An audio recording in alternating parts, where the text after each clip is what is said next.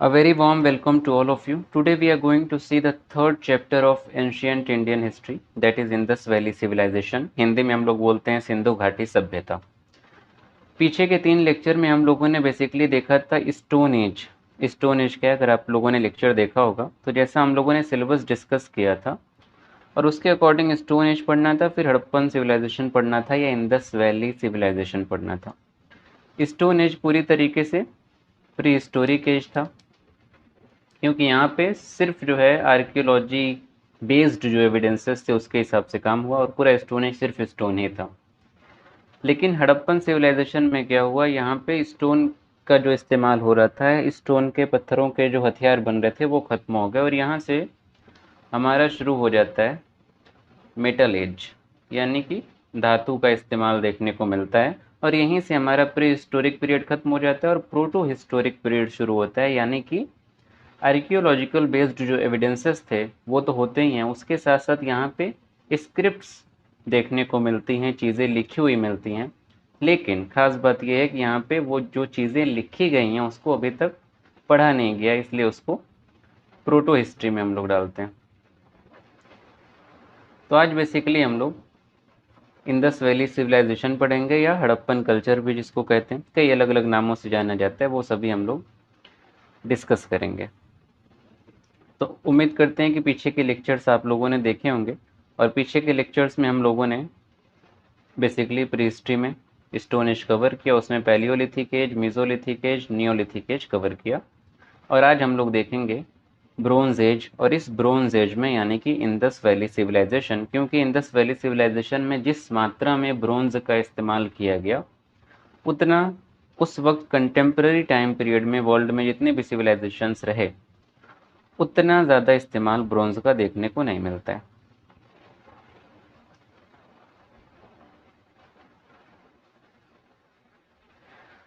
तो ये है हमारा टॉपिक इंडस वैली सिविलाइजेशन। इसी को ब्रोंज एज सिविलाइजेशन भी बोलते हैं, इसी को सरस्वती सिविलाइजेशन भी बोलते हैं। तो अलग अलग नाम से बोला जाता है, इसी को हड़प्पन कल्चर भी बोलते हैं। तो अलग अलग नामों से बोला जाता है और इसकी वजह क्या है वो अभी डिस्कस करेंगे। उससे पहले अगर आपने चैनल को सब्सक्राइब नहीं किया है तो सब्सक्राइब कर लें एंड अपने फ्रेंड के साथ ज़रूर शेयर करें।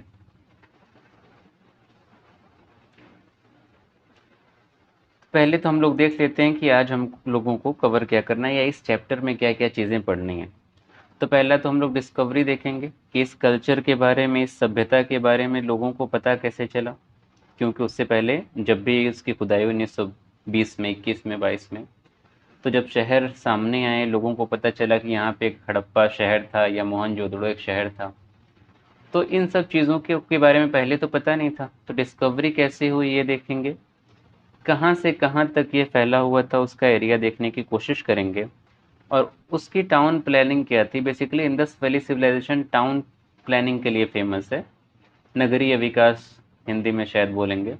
तो नगर कैसे बने, नगर कैसे बसे, ये पहला नगर का निर्माण कह सकते हैं यहाँ पे देखने को मिलता है। और इसके अलावा कुछ इम्पोर्टेंट कंस्ट्रक्शंस देखेंगे, कुछ बिल्डिंग्स बनाई गई, कॉलेज बनाए गए, स्टेडियम बनाए गए, ग्रेट बाथ बनाया गया, ग्रैनरीज बनाई गई, वो चीज़ें देखने की कोशिश करेंगे। वहाँ की सोसाइटी उस टाइम कैसी थी वो भी देखेंगे। इकोनॉमिक पर्सपेक्टिव से उनकी लाइफ क्या थी, क्या ट्रेड होता था, कैसे ज़िंदगी जो है गुजर बसर होती थी, कैसे जीवन यापन उनका होता था वो देखेंगे। पॉलिटिकल लाइफ देखेंगे, कोई राजा होता था नहीं होता था, कैसे पूरी सोसाइटी काम करती थी, कोई डिवीज़न था, कास्ट सिस्टम था नहीं था, पूजा करते थे नहीं करते थे, ये सारी चीज़ें हम लोग रिलीजियस लाइफ में भी देखने की कोशिश करेंगे। और लास्ट बट नॉट लीस्ट हम लोग देखेंगे कि इस सिविलाइजेशन का पतन कैसे हुआ, इस सभ्यता का पतन कैसे हुआ, कैसे इतनी बड़ी सिविलाइजेशन, इतनी ज़्यादा विकसित सभ्यता कैसे पतन की ओर बढ़ी और कह सकते हैं उस एरिया से या फिर जहाँ पे भी वो मौजूद रही वहाँ से कैसे गायब हो गई। तो पहली चीज़ जैसे कि हम बात करें, नाम की ही बात कर लेते हैं। तो अलग अलग नाम से जाना जाता है, जैसे ब्रोंज एज सिविलाइजेशन बोला जाता है। तो ब्रोंज एज सिविलाइजेशन बोलने की वजह ये है कि पहला तो ये कि मेटल एज शुरू हो गया, तो ब्रोंज का इस्तेमाल भी जो है यहाँ पे बहुत ज़्यादा देखने को मिला। ब्रोंज बेसिकली जो है कॉपर और टिन को मिला के बनाया जाता है, एक दूसरा मेटल बनता है, दोनों का मिक्सचर से बनता है, उसको हम लोग बोलते हैं ब्रोंज़। तो ब्रोंज़ का इस्तेमाल इस टाइम पीरियड में बहुत ज़्यादा हो रहा था। तो इस टाइम पे जितनी कंटेम्प्रेरी सिविलाइजेशन थी दुनिया में, उन सब के कंपैरिजन में इंडस वैली वाला जो रीजन है, यहाँ पे सबसे ज़्यादा ब्रोंज़ का इस्तेमाल हो रहा था, इसलिए इसको बोला गया ब्रोंज़ एज सिविलाइजेशन। दूसरी चीज़ ये है कि इंडस वैली सिविलाइजेशन बोला गया। अभी हम लोग इसके टाइम पीरियड और जो है कब से कब तक बटा था वो सब डिस्कस करेंगे, लेकिन पहले नाम क्लियर करना ज़रूरी है। तो इंडस वैली सिविलाइजेशन क्यों बोला गया? क्योंकि ये जो सभ्यता पाई गई, जो शहर पाए गए, वो इंडस नदी के इर्द गिर्द ही पाए गए। अब जैसे कि ये मैप है, अगर क्लियर मैप हम अगर यहाँ पे ड्रॉ करने की कोशिश करें, तो आप अज्यूम करिए कि ये निकलती है हमारी इंडस मानसरोवर से और पाकिस्तान चली जाती है, अरेबियन सी में मिलती है, और इसकी कई सारी ट्रिब्यूटरीज हैं। एक इसकी मेन ट्रिब्यूटरी है जो पाकिस्तान में जाके मिलती है, वो ये है चिनाब, और इस चिनाब में ऊपर यहाँ मिलती है झेलम, यहाँ से निकलती है, कह सकते हैं ऑलमोस्ट रावी जाती है। उसके अलावा सतलज भी जो है यहीं से निकलती है और ये पाकिस्तान में जाके चिनाब से मिल जाती है, और इसी में एक इम्पॉर्टेंट नदी है बियास। तो सतलज, बियास, रावी, चिनाब, झेलम, ये इम्पॉर्टेंट ट्रिब्यूटरीज हैं, और भी बहुत सारी ट्रिब्यूटरीज हैं, यहाँ पे काबुल है, खुर्रम है, गोमल है, तो बहुत सारी ट्रिब्यूटरीज हैं। यहाँ से चाइना से एक और आती है, श्योक आती है। तो ओवरऑल बहुत सारी ट्रिब्यूटरीज हैं, और एक पूरा जो रिवर सिस्टम है, इंडस रिवर सिस्टम, ये बहुत कह सकते हैं लार्ज एरिया में फैला हुआ है। तो जितने शहर पाए गए, ऑलमोस्ट वो सारे शहर इंडस नदी के और उसकी जो सहायक नदियां हैं, उसकी जो ट्रिब्यूटरीज हैं, उसके ही इर्द गिर्द पाई गई, और यही कारण है कि इसको इंडस वैली सिविलाइजेशन के नाम से भी जाना जाने लगा। इसके अलावा एक और नाम से इसको जाना जाता है आजकल, और वो है सरस्वती सिविलाइजेशन। अब क्वेश्चन ये उठता है कि सरस्वती सिविलाइजेशन क्यों कहते हैं? सरस्वती सिविलाइजेशन कहने की वजह यह है कि एक यहाँ पे रिवर है घग्गर और हकरा, और घग्गर हकरा को जो है हिंदू माइथोलॉजी के अकॉर्डिंग, हिंदू माइथोलॉजी में एक नदी का जिक्र है सरस्वती, तो हिंदू माइथोलॉजी के अकॉर्डिंग ऐसा ये बिलीफ है कि ये घग्गर हकरा जो है सरस्वती रिवर थी, और चूंकि इस नदी के आसपास भी कई सारी सिविलाइजेशन मतलब कई सारे शहर पाए गए जो इंडस वैली के ही थे, तो उनके पाए जाने की वजह से इस सिविलाइजेशन को कई लोगों ने सरस्वती सिविलाइजेशन का भी नाम दिया। And last but not least, जो लास्ट नेम है वो है हड़प्पन सिविलाइजेशन। हड़प्पन सिविलाइजेशन इसलिए बोला जाता है क्योंकि इस पूरे सिविलाइजेशन में जो पहला शहर खोजा गया, जो पहली साइट को एक्सकेवेट किया गया, खुदाई की गई, और जो पहला शहर सामने आया वो हड़प्पा था। और चूंकि पहला यही था, उसके पहले कोई नाम तो था नहीं, वो एरिया तो पूरा जो है बराबर था, उन किसी को पता ही नहीं था कि उसके नीचे शहर है।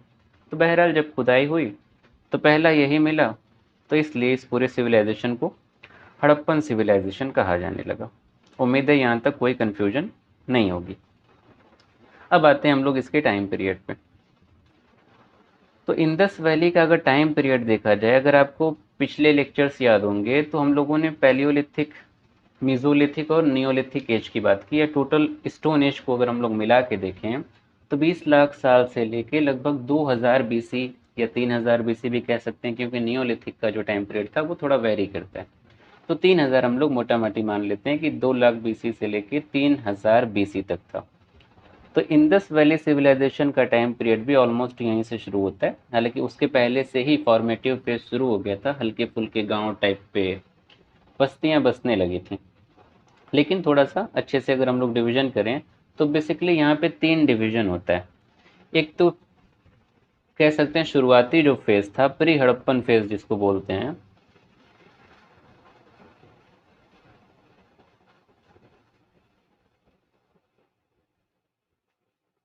प्री हड़प्पन फेज बोलते हैं। इसमें जो है चीज़ें अभी बनना शुरू हुई, डेवलपमेंट शुरू हुआ, नगर अभी बने नहीं, शहर अभी बने नहीं, फॉर्मेटिव फेज था।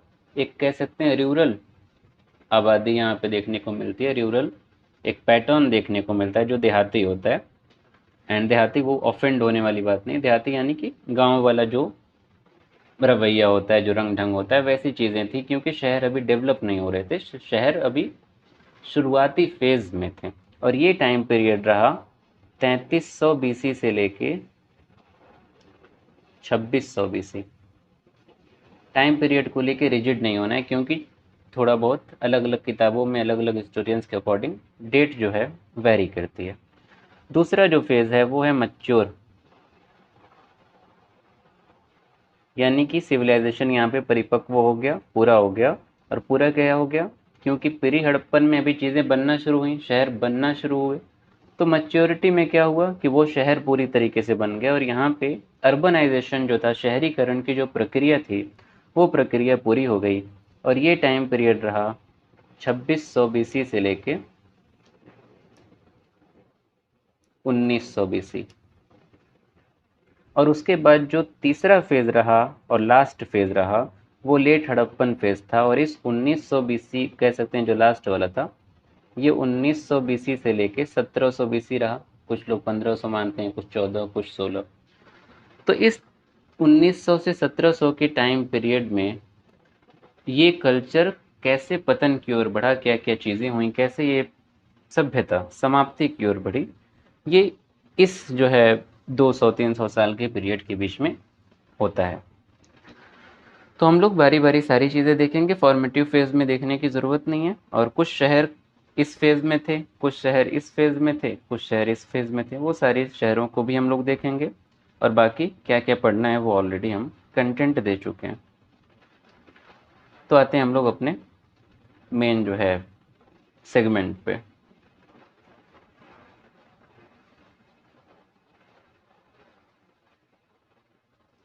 अगर इसकी डिस्कवरी की बात की जाए, तो डिस्कवरी ऑब्वियस सी बात है कि जो है ब्रिटिश राज चल रहा था उस टाइम पे। और ये हैं अलेक्जेंडर कनिंघम। ये ये आर्कियोलॉजिकल सर्वे ऑफ इंडिया के डीजी थे, डायरेक्टर जनरल थे। और ये हैं आर डी बैनर्जी।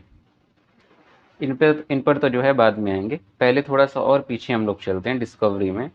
पहली बार क्या हुआ था कि 1826 में, 1826 में एक ईस्ट इंडिया कंपनी का एक इंजीनियर था, नाम था चार्ल्स मैसन।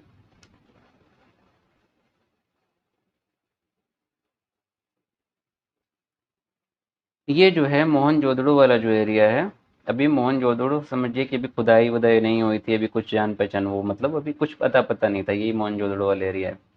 तो मतलब उस एरिया में गया वो, क्योंकि ये ईस्ट इंडिया कंपनी का जो है इंजीनियर था, तो काम काज चलता रहता था। तो जब वो वहाँ पे गया था, तो वहाँ पे एक फार्मर था, एक किसान था, वो जो है हल से जो है प्लॉइंग कर रहा था, अपने खेत को खोद रहा था। तो उसी प्लॉइंग के दौरान उसका जो कह सकते हैं प्लॉ शेयर था, जो हल था, वो किसी ठोस चीज़ से टकराया। और जब वहाँ पे चेक किया गया तो वहाँ पे ईंट थी एक। और वो ईंट जो है इंडस वैली सिविलाइजेशन में जो शहर बनाए गए और उन शहरों में जो ईंट का इस्तेमाल हुआ, उसी की एक ईंट थी। लेकिन यहाँ पे चार्ल्स मैसन ने इस बात को ध्यान नहीं दिया। एंड ध्यान दिया का मतलब रिपोर्ट वगैरह तो प्रिपेयर हुई, लेकिन ईस्ट इंडिया कंपनी ने इस बात को ध्यान नहीं दिया, और वो रिपोर्ट कह सकते हैं इग्नोर कर दी गई। उसके बाद दूसरी बार एक घटना हुई 1857 में, जब रिवोल्ट हो रहा था भारत में।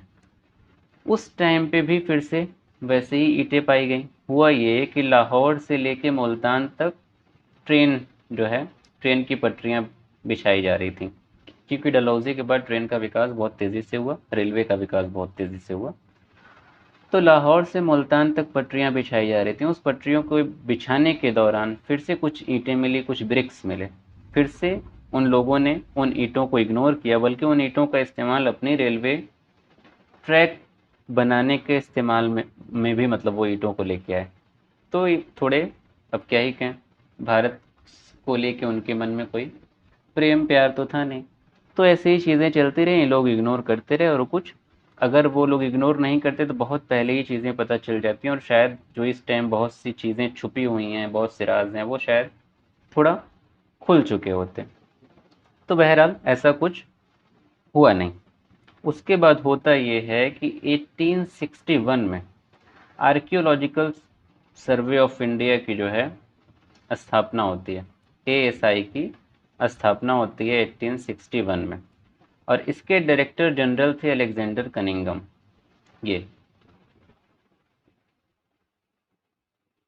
ये जो है अलेक्जेंडर कनिंघम जो है इसके डायरेक्टर डायरेक्टर जनरल थे, और इनके टाइम पे थोड़ा बहुत तो कुछ चीज़ें हुई, इन्होंने कोशिश भी की थी लेकिन सक्सेसफुल नहीं हुए, क्योंकि इनको 1875 में कुछ हड़प्पन सील्स मिली थी, कुछ हड़प्पन मुहर मिली थी। मुहर कैसी होती है वो आगे हम दिखाएंगे अभी। तो कुछ हड़प्पन सील्स मिली थी, बट इनको भी कुछ खास सफलता जो है नहीं मिली। सफलता मिली बाद में, जब आर्कियोलॉजिकल सर्वे ऑफ इंडिया के एक नए डीजी आते हैं, और जिनका नाम था सर जॉन मार्शल।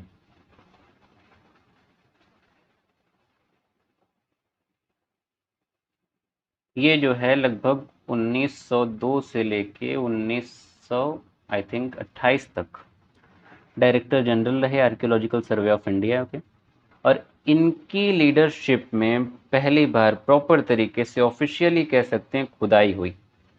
और तक्षशिला का जो रीजन है, उस तक्षशिला के रीजन में जो है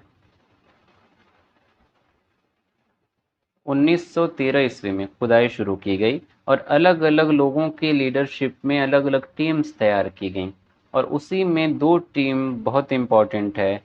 एक टीम तो थी दयाराम साहनी, डीआर साहनी के अंडर में, और एक टीम थी आरडी बनर्जी के लीडरशिप में। और जो दयाराम साहनी की टीम थी उसने 1921 में हड़प्पा नामक जगह की खुदाई की, और हड़प्पा मतलब जो इंडस वैली सिविलाइजेशन का एक इम्पॉर्टेंट शहर था, ये सामने आया पंजाब में।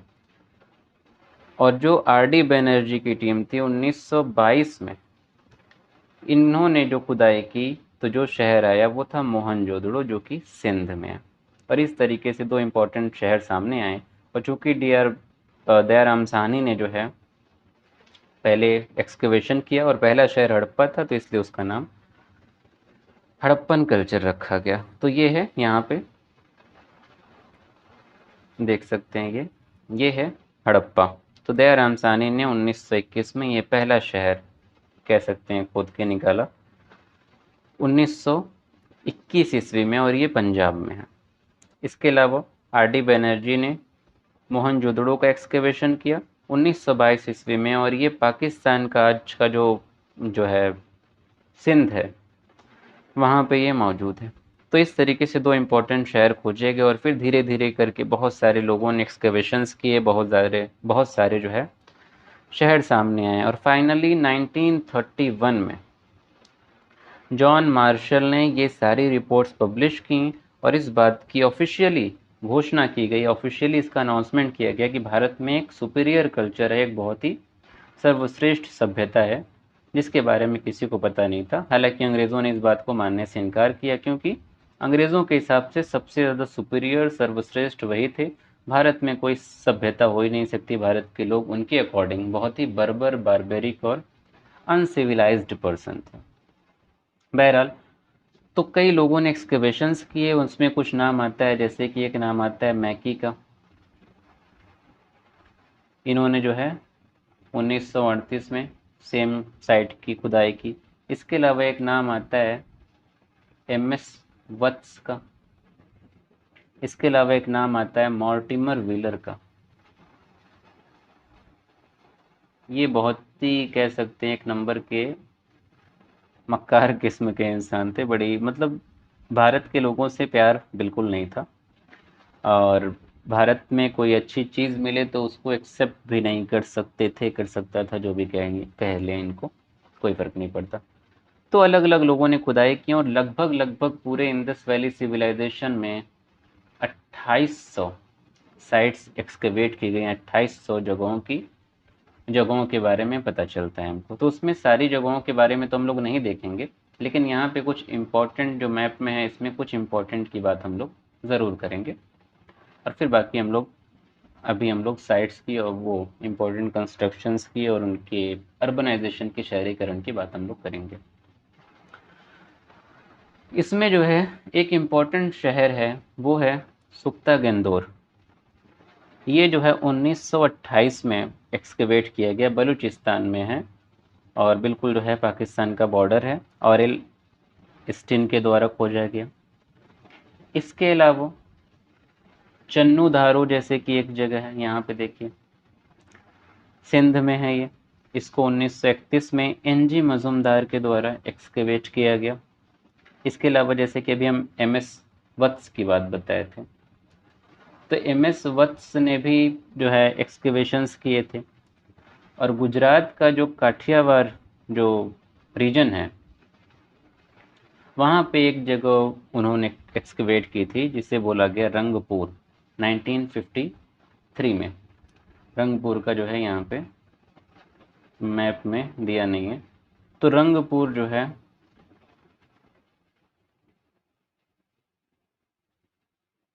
गुजरात में है, और ये तीसरे फेज में डेवलप हुआ, यानी कि जब इंडस वैली का पतन होने लगा उस टाइम पे ये शहर बना था।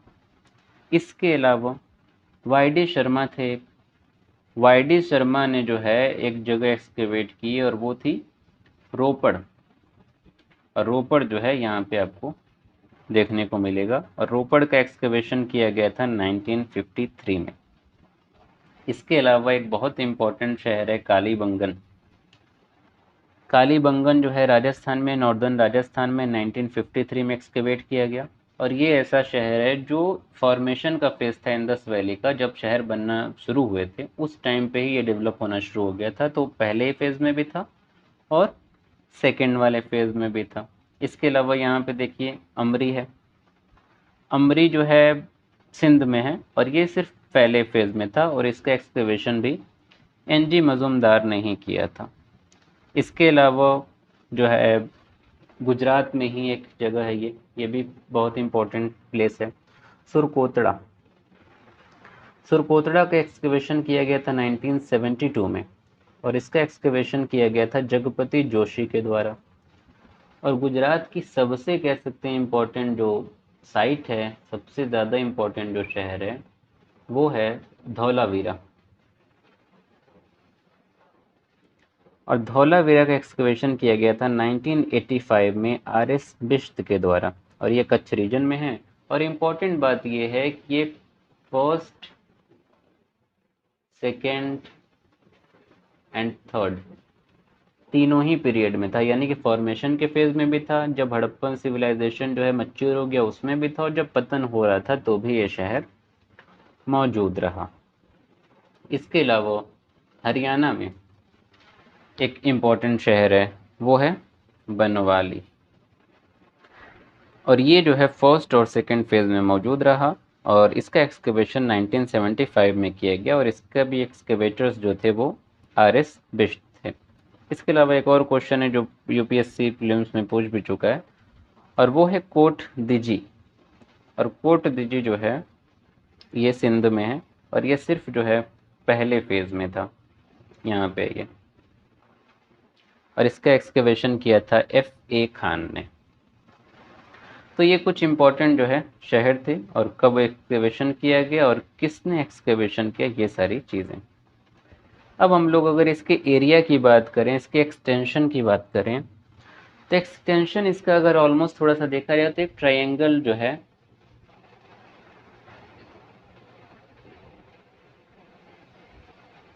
ये एक ट्रायंगल ऑलमोस्ट ऐसा माना जाता है, ऐसे जो है ट्रायंगल स्ट्रक्चर क्रिएट करता है। और इसका जो पूरा एरिया है वो लगभग लगभग 13 लाख स्क्वायर किलोमीटर है।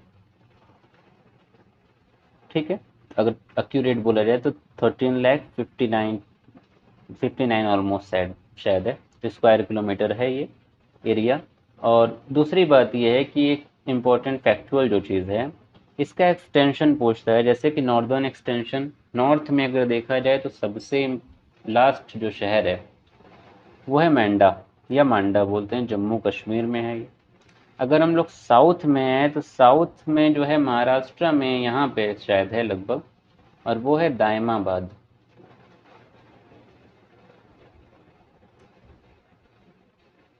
ठीक है, इसके अलावा वेस्टर्न एक्सटेंशन देखें तो सुक्ता इंदौर है, इसके बाद कोई शहर नहीं है यहाँ पे।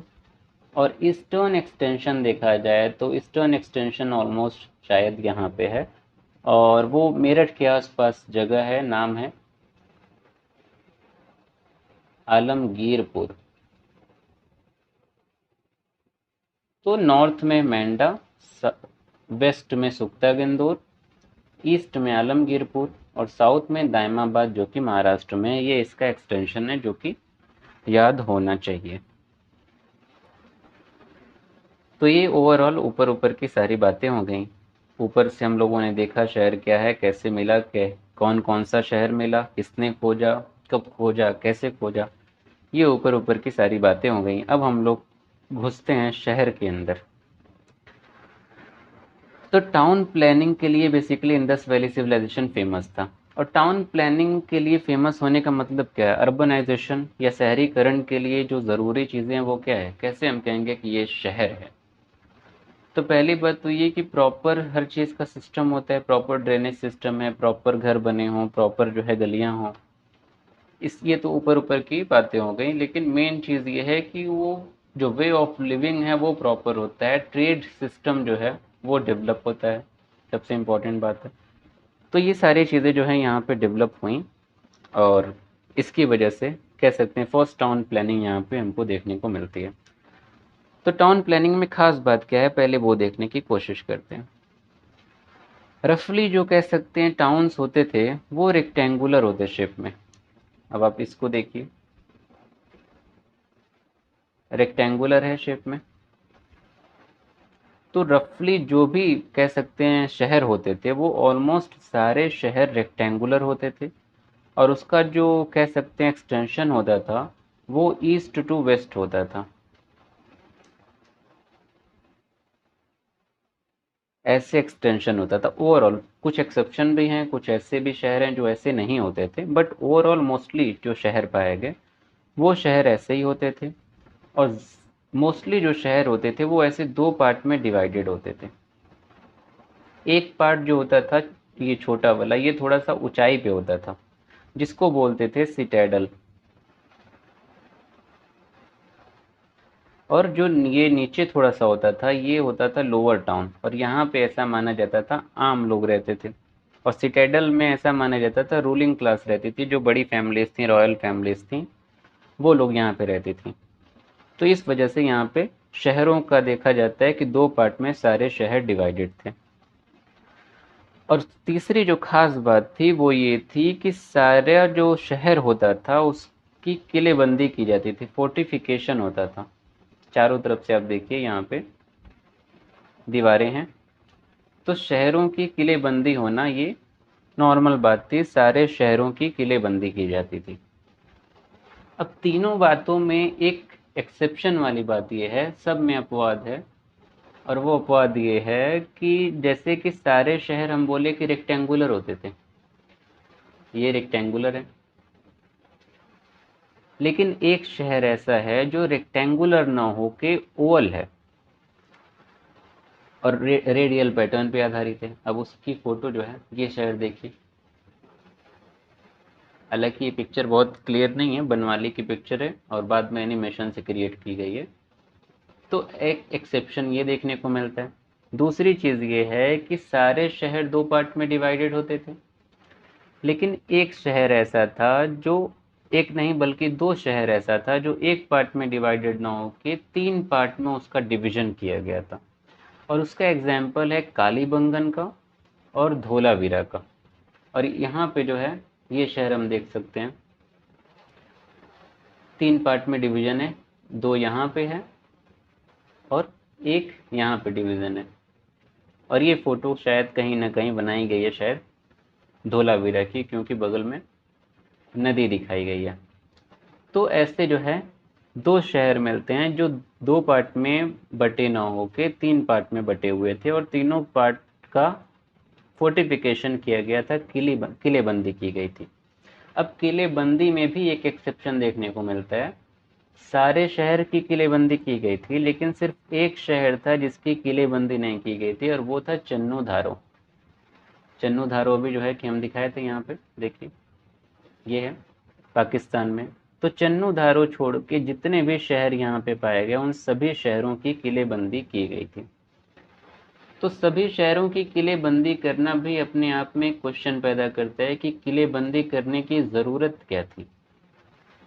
जैसे कि ये फोटो देख सकते हैं, तो ऐसे ऊंची ऊंची दीवारें क्रिएट की गई थी। तो ऐसे ऊंची ऊंची दीवारें बनाने की ज़रूरत क्या थी? क्योंकि दीवारों का अगर हम लोग साइज देखें तो इस दीवारों की ऊंचाई जो है करीब करीब 25 फुट से लेके 40 फुट तक होती थी। तो ये कोई नॉर्मल ऊंचाई तो है नहीं। तो इतनी ऊंची ऊंची दीवारें बनाने की ज़रूरत क्या थी? और ये नॉर्मल दीवारें भी नहीं होती थी, सिर्फ ऊंचाई ज़्यादा नहीं है, इसका स्ट्रक्चर भी वैसा ही होता था। टैपरिंग स्ट्रक्चर होता था। अगर आप ये वाली यहाँ पे दीवार देखें तो आपको अंदाज़ा होगा कि ये अंदर की तरफ झुकी हुई है सारी दीवारें। तो ये सारी दीवारें अंदर की तरफ झुकी होती थी, बैटर्ड वॉल होती थी। जो बेस इसका होता था, जो नीचे का, वो बहुत चौड़ा होता था, लगभग जो है 14 फीट, 14 या फिर 14 या 16 के बीच में जो है इसका बेस होता था। और ऊपर की जो टॉप होती थी वॉल की, जो दीवार का सबसे ऊपरी हिस्सा होता था, वो लगभग 8 से 10 फीट होता था।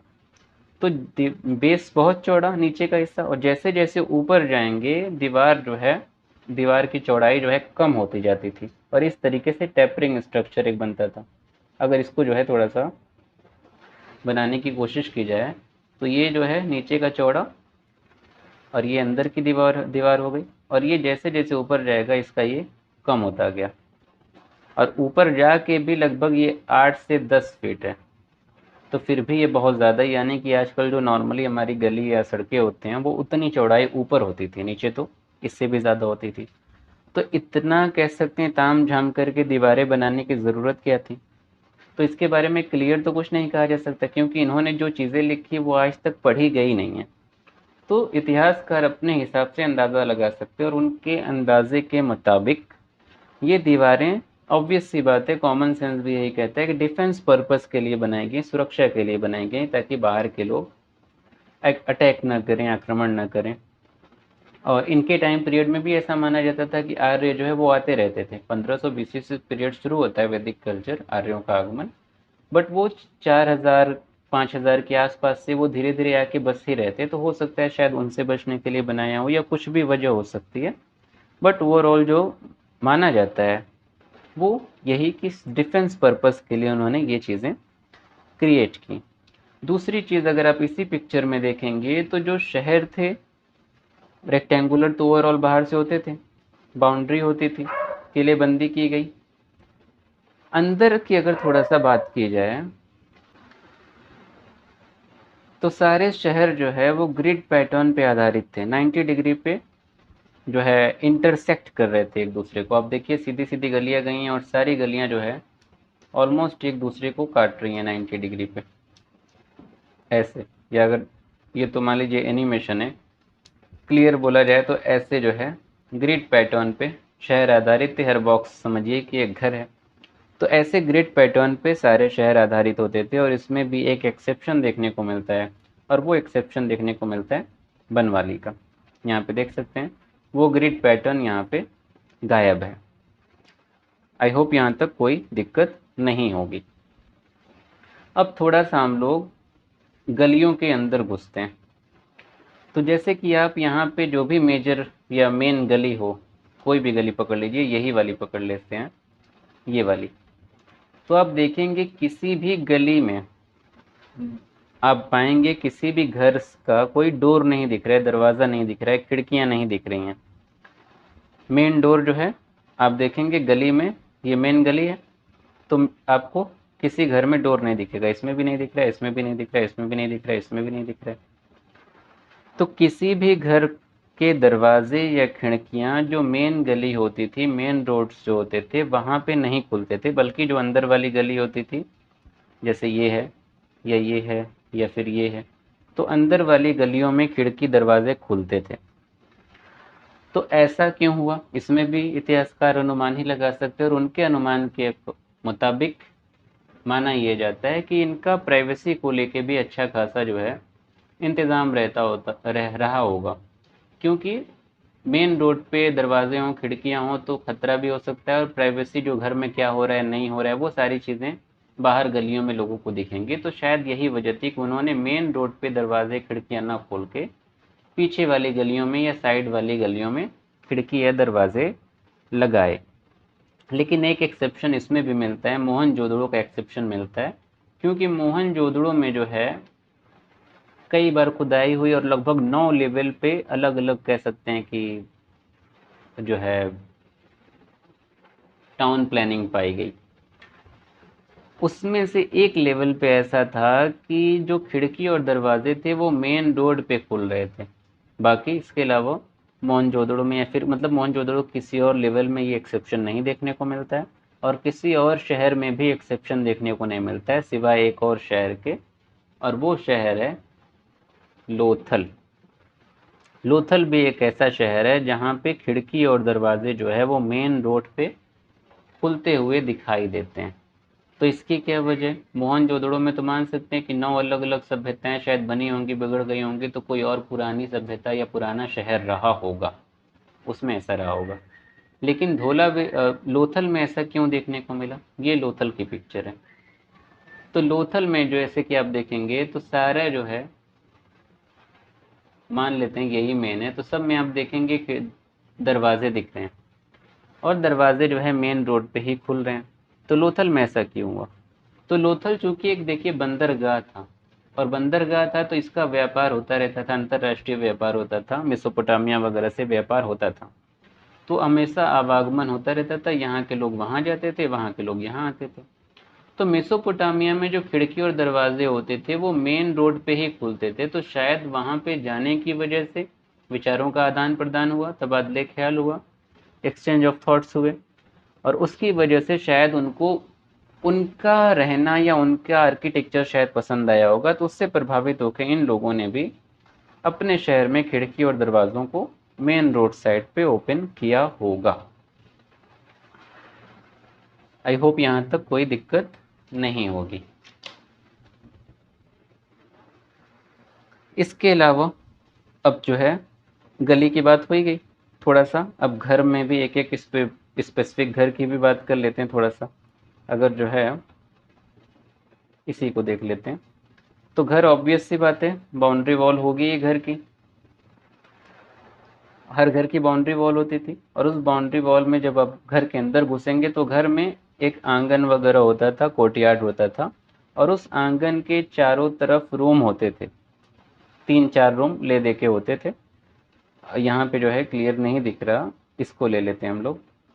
तो जैसे ये ले लेते हैं, यहाँ पे ये आंगन है बीच में, और ये चारों तरफ 3 रूम 4 रूम ऐसे रूम होते थे। ज़रूरी नहीं होता था कि नंबर जो है फिक्स हो कि 3 ही हो या 4 ही हो, तो ओवरऑल वेरी करता था। तो बीच में आंगन होता था, और उसके चारों ओर रूम होते थे, और उसी घर के किसी कोने में लेट बाथ का इंतज़ाम होता था, बाथरूम वगैरह होता था। और वैसे ही किसी घर के मतलब उसी घर के किसी कोने में, चाहे इधर हो सकता है उधर हो सकता है, किचन भी बना होता था। और किचन भी आज की तरह मॉडर्न बनाने की कोशिश जैसे आजकल बनते हैं, क्योंकि किचन में क्या होता था, अब खाना वाना बनता है, पानी वानी की ज़रूरत होती ही रहती थी। तो पानी को कलेक्ट करने के लिए मिट्टी के बर्तन का एक इस्तेमाल करते थे, जैसे कि हम लोग सिंक का इस्तेमाल करते हैं, वैसे वो मिट्टी के बर्तन का इस्तेमाल करते थे, बर्तन वगैरह धुलते थे, और फिर पानी इकट्ठा होता था, फिर उसको पानी को जो है ड्रेन कर दिया करते थे। तो सारी चीज़ें जो है प्रॉपर जो है कह सकते हैं सेट होती थी। इसके अलावा लेट बाथ की अगर बात करें, वॉशरूम की बात करें, बाथरूम की बात करें, तो वो भी बहुत प्रॉपर बढ़िया से सेट होता था। ज़मीन जो है एकदम बढ़िया से बनाई जाती थी, वाटर टाइट बनाई जाती थी, ताकि पानी का कहीं से लीकेज ना हो, क्योंकि पानी का लीकेज होगा तो वो एक इशू क्रिएट होगा। जैसे आजकल हम लोग लीकेज का इतना ध्यान देते हैं, तो उस टाइम पे भी उन लोगों ने लीकेज का बहुत ज़्यादा ध्यान दिया, और ज़मीनों को पकी हुई ईंटों से बनाया। उसके अलावा जिप्सम का इस्तेमाल किया, मोर्टार का इस्तेमाल किया, ताकि कहीं से पानी के लीकेज का कोई इशू ही क्रिएट ना हो। इतना इन लोगों ने ध्यान दिया। इसके अलावा छत जो है बनाई, क्योंकि ज़रूरी नहीं होता था कि एक ही स्टोरी होती थी घर की। स्टोरी यानी कि जैसे बोलते हैं तल्ला, एक तल्ला, दो तल्ला। तो कभी कभी डबल स्टोरी भी होता था, जैसे ये देख सकते हैं। तो डबल स्टोरी भी घर होते थे। तो छत जो है वो थैचेस और क्ले की मदद से बनाते थे, क्योंकि सीमेंट तो होती नहीं थी। इसके अलावा उस सेकेंड स्टोरी पे जाने के लिए, छत पे जाने के लिए, ये लोग वुडन, जो कह सकते हैं लैडर आती है, सीढ़ी आती है लकड़ी की, उसका भी इस्तेमाल करते थे। और ईंट की बनाई हुई सीढ़ियों का भी इस्तेमाल करते थे। दोनों चीज़ों का इस्तेमाल यहाँ पे हमको देखने को मिलता है। तो कह सकते हैं इनका रहन सहन और घर भी जो है अच्छे खासे मॉडर्न तरीके से बनाए गए थे। इसके अलावा एक और चीज़ देखने को मिलती है, वो है वेल, कुआं। अब ये कुआं जो है ऊंचाई पे दिख रहा है, ऊंचाई पे ऐसे नहीं था, अब खुदाई हुई है तो वो पूरा कुआं बाहर आ गया। तो ऐसे वेल्स भी देखने को मिले, और सबसे ज़्यादा वेल जो देखने को मिले, जैसे ये देखिए बात है, ये ड्रेन है यहाँ पे। तो वेल जो है हमको देखने को मिले राजस्थान में। राजस्थान वैसे भी एक एरिड एरिया है, गर्मी वाला शुष्क क्षेत्र है। तो राजस्थान में कालीबंगन, यहाँ पे जो है हमको स्पेशली कह सकते हैं वेल्स देखने को मिले, कुएं देखने को मिले। और इसका अनुमान ये लगाया जाता है कि शायद महिलाओं की सुविधा को ध्यान रखते हुए इन्होंने कुएं बनाए, ताकि महिलाओं को ज़्यादा दूर तक जाना न पड़े, परेशान न होना पड़े। और आज भी हम लोग देखेंगे कि राजस्थान में कुएं का इस्तेमाल, और महिलाएं जो है किस तरीके से कुएं से पानी भरती हैं बगल में दबा के, जो है घड़ा वगैरह, मूवीज़ वगैरह में हम लोग देखते हैं। तो ये कल्चर आज भी वहाँ पे देखने को हमको मिलता है। तो ये जो है घर के अंदर की सारी बातें हो गई। इसके अलावा थोड़ा सा, अब लेट बाथ सब बना हुआ है, किचन बना हुआ है, नहा रहे हैं, धो रहे हैं, कुआं ही है घर में, सब कुछ घर में है ही। तो जो पानी है वो सारा पानी जाता कहाँ है, क्योंकि बाथरूम को भी तो वाटर टाइट बनाया है एकदम, कहीं से लीकेज हो ही ना। तो ऐसा भी नहीं कह सकते पानी जो है रिस्क के अंदर चला जाएगा। तो उसके लिए उन्होंने नालियाँ बनाई हुई थी, और ऐसे ही हर गली में मेन एक नाली होती थी। मेन जो है नाली होती थी, और हर घर की नाली जो है आके इसमें जुड़ती थी। और ये जो मेन नाली होती थी, जैसे जैसे आगे बढ़ती थी उसकी गहराई बढ़ती थी, और उसकी चौड़ाई भी बढ़ती थी, ताकि जैसे जैसे पानी आगे बढ़े तो वो और तेज़ी से बढ़ता रहे, ना कि जैम हो जाए। जैसे हमारे यहाँ होता है, लोकल शहरों में होता है, इंडिया में बहुत ऐसा होता है, बारिश होती है और पूरा रोड और गली जो है पानी से भर जाता है, पानी निकल ही नहीं पाता। तो इसकी भी उस टाइम पे प्रॉपर जो है फैसिलिटीज़ दी गई थी, कि पानी जमा ना हो, कुछ भी हो जाए पानी जमा ना हो, पानी आसानी से निकल जाए। तो इसके लिए उन्होंने नालियों को जैसे जैसे आगे बढ़ रहे थे चौड़ा भी किया और गहरा भी किया। और दूसरी बात यह कि नालियों को भी वाटर टाइट बनाया, ताकि पानी, गंदा पानी जो है वो ज़मीन के अंदर ना जाए, ताकि जो पानी हम लोग पीते हैं वो बर्बाद ना हो। प्रॉपर हाइजीन का भी ध्यान रखा, इस बात का भी हमको यहाँ से सबूत मिलता है। और यही नहीं, इसके साथ साथ उस नाली के पानी में जो बहुत से जो ऐसे जर्म्स वगैरह आ सकते हैं, जर्म्स का तो उस टाइम ज्ञान नहीं था, बट जो भी उन लोगों की समझ थी उसके हिसाब से उन लोगों ने नालियों को जो है कवर किया। ये तो जो है मॉडर्न है थोड़ा सा, बट इसी प्रकार से उन्होंने नालियों को कवर किया, आर्चेस टाइप पे उन्होंने ऐसे बनाई। ये बहुत ज़्यादा गोल हो गया। तो आर्च टाइप पे कह सकते हैं कि स्लैब्स बनाया उन्होंने, और उस स्लैब से नालियों को कवर किया, ताकि कोई बदबू वदबू ना आए, या फिर कुछ जो है नुकसान, जो हमारी हाइजीन के लिए नुकसानदेह हो सकता है, उस चीज़ों से बचा जा सके। अब कवर तो हो गया, अब मान लीजिए कभी कुछ इशू हो भी गया तो साफ़ सफाई भी करनी ज़रूरी है। तो साफ़ सफाई के लिए जगह जगह पे उन्होंने मैन होल्स बनाए। जैसे बड़े बड़े नालों में आप देखे होंगे रोड्स पे गोल एक ढक्कन लगा होता है, तो वैसे रेगुलर इंटरवल्स पे उन्होंने मैन होल्स बनाए, ताकि कभी इशू हो तो सिर्फ उसी को खोला जाए, और अंदर जो भी जाए ना जाए, जैसे भी हो उनका जो भी सिस्टम रहा हो, उसको साफ करके फिर पानी के बहाव को वापस वैसे ही चालू कर दिया जाए। तो इतनी सुविधाएं होती थीं। और यही नहीं, इससे भी एक कदम आगे ये था कि अब ये नाली जहाँ भी जाती हो, अब घर से ये नाली निकल रही है, मान लेते हैं ये नाली जा रही है, अब ये नाली जाती है नदी में, क्योंकि पानी तो नदी में ही अल्टीमेटली बह के जाता है, जैसे आजकल भी होता है। तो ये लोग क्या करते, शहर से इस नाली को लगभग 1.5-2 किलोमीटर दूर लेके जाते थे, और फिर डायरेक्ट जो है नदी में नहीं गिराते थे, उसके लिए पहले नदी से पहले ही वो लोग एक गड्ढा बनाते थे, बड़ा सा, बहुत बड़ा गड्ढा बनाते थे। सारा पानी उस गड्ढे में जो है कलेक्ट होता था, और कलेक्ट करने का, इकट्ठा करने का मकसद ये होता था कि उस पानी के साथ साथ जो भी सॉलिड या सेमी सॉलिड मटेरियल्स हैं, मैटर्स हैं, वो इस गड्ढे में जमा हो जाएंगे, और जब वो गड्ढे में नीचे सारे मैटर्स बैठ जाएंगे तो सिर्फ पानी ऊपर बचेगा, और फिर वो पानी जो है नदी में बह जाता था। इस ये करने का मकसद ये था कि सेमी सॉलिड या सॉलिड मटेरियल है जो वो ज़मीन में ही यहाँ पे टिका रह जाएगा, और जो पानी नदी में जा रहा है, नाली का पानी, वो नदी के पानी को भी खराब ना करे, इस बात का उन्होंने पूरा का पूरा कह सकते हैं ध्यान रखा हुआ था। और इससे उनकी हाइजीन वाली जो बात है ये और ज़्यादा मजबूत होती है कि उन्होंने हाइजीन का प्रॉपर ध्यान रखा। ये नहीं कि छोड़ो नदी है, बहने दो, गंदा पानी है, जैसे आजकल होता है। नदी की क्या हालत है, यमुना की, गंगा की, सबको पता है। नमामि गंगे प्रोजेक्ट है, बट कोई मतलब नहीं है, यमुना वैसे भी बुरी हालत है। तो ये सारी चीज़ें जो हैं इन लोगों ने ध्यान रखा। तो हाइजीन का प्रॉपर ध्यान रखा, पानी जो है मुहैया कराया जाए महिलाओं को, उसका ध्यान रखा। इसके अलावा दीवारें अच्छी मजबूत बनाए, इसका मतलब उन्होंने सुरक्षा का और डिफेंस का अच्छा ध्यान रखा। एंड जो है इस मतलब हर तरीके से कह सकते हैं परफेक्टली इन्होंने अपने नगर को विकसित किया। और यही कारण है कि इस जो है कह सकते हैं टाउन प्लानिंग के लिए ही इंडस वैली सिविलाइजेशन सबसे ज़्यादा फेमस है। अच्छा, एक चीज़ ये है, ईंटों का इस्तेमाल जो है इन्होंने किया। ईंट जो है वो पकाए जाते थे, नॉर्मली या मेनली कह सकते हैं जो ईंट होते थे वो पकाए हुए जाते थे, पके हुए ईंट होते थे। और कुछ ईंट जो होते थे वो सन ड्राइड भी होते थे, यानी कि पकाए नहीं जाते थे, धूप में सुखा दिए जाते थे। तो ईंटों का इस्तेमाल यहाँ पे बहुत ज़्यादा, ईंटों का ही इस्तेमाल हुआ, बहुत ज़्यादा क्या। तो ईंटों का इस्तेमाल हुआ, और ईंटें जो है यूनिफॉर्म साइज़ के होते थे, यानी कि साइज़ एकदम बराबर होती थी। एक ईंट अगर आपने ली और फिर जो दूसरी ईंट लेंगे वो भी बिल्कुल उसी के साइज़ की होती थी, मतलब छोटी बड़ी नहीं, जैसे आप आजकल ईंटें मंगाएंगे थोड़ा 19-20 टेढ़ी मेढ़ी वैसी होती थी, तो ये यहाँ पे ऐसा नहीं था। ईंटों की साइज़ सेम थी, मतलब यूनिफॉर्मिटी थी, लेकिन इसमें दो डिवीज़न था, दो अलग अलग साइज़ की ईंटें थीं। और एक ईंट जो थी वो थोड़ा सा बड़ी थी, और एक ईंट जो थी वो थोड़ा सा छोटी थी।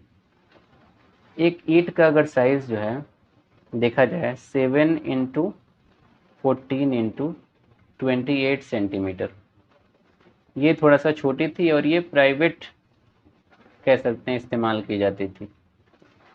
और एक ईंट थी जिसका साइज़ था 107x20x40 सेंटीमीटर, ये बड़ी है, और इसका इस्तेमाल पब्लिक कंस्ट्रक्शंस में किया जाता था। तो दो तरीके की साइज़ हैं, लेकिन यूनिफॉर्मिटी होती थी, यानी कि इस साइज़ में जितनी भी ईंटें बनेंगी वो सब एक बराबर होंगी, एक के ऊपर एक रखेंगे तो इक्को इंच इधर उधर छोटी बड़ी टेढ़ी मेढ़ी नहीं दिखेगी। वैसे ये वाली जो है इक्को इंच ये भी छोटी बड़ी या टेढ़ी मेढ़ी नहीं दिखेगी, बिल्कुल यूनिफॉर्मिटी यहाँ पे देखने को मिलती है। तो आज के लिए जो है इतना ही। अगले लेक्चर में हम लोग देखेंगे इंडस वैली सिविलाइजेशन के कुछ इम्पोर्टेंट कंस्ट्रक्शंस थे, जैसे कि यहाँ पे आप देख सकते हैं ये ग्रेट बात है मोहनजोदड़ो, अगर आप मूवी देखेंगे तो उसमें ग्रेट बात दिखाया गया है। तो ऐसे कुछ इम्पोर्टेंट कंस्ट्रक्शंस हुए थे, ये सारी चीज़ें हम लोग अगले लेक्चर में देखेंगे। आज के लिए इतना ही। उम्मीद करते हैं कि आपको लेक्चर पसंद आया होगा, और अगर लेक्चर पसंद आया है तो उसको जो है लाइक करिए, शेयर करिए, और अपने फ्रेंड के साथ भी जो है साझा करिए, शेयर करिए। और अगर आपने चैनल को सब्सक्राइब नहीं किया है तो चैनल को सब्सक्राइब करिए। Thank you.